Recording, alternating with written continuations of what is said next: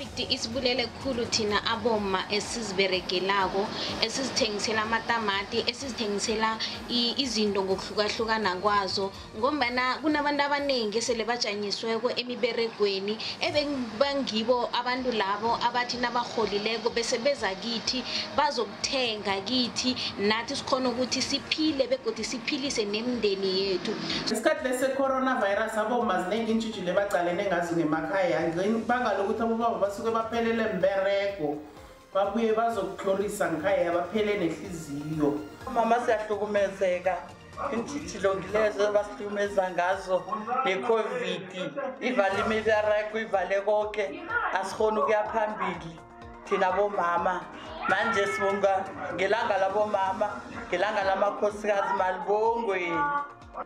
Ngikelele msakazi hayi umama msakazi hayi bekusuku labo luhle kakhulu usuku namhlanje hayi ngithi phambili badibane kakhulu engqina benzima kakhulu lesimo secorona msakazi. Ngakhulumela njengomama wami so umuntu oziralela ibusiness yakhe since kuyile corona le hayi ukuzivalela ekhaya yabona ukuthi manje kunzima kuboma. Bisebenzi mhathi ngaphasi kwecorona ibethe khulu ngokuthi nawungakhumbula inyanga ezipheleleko nabenza iluthini kwaba khona abomma abathatha imisamedlwana le abayisebenzisana abachinga emalangeni uyabona ukuthi ukuhloga imisebenzi kugcina kuveza into ezinjengalezo.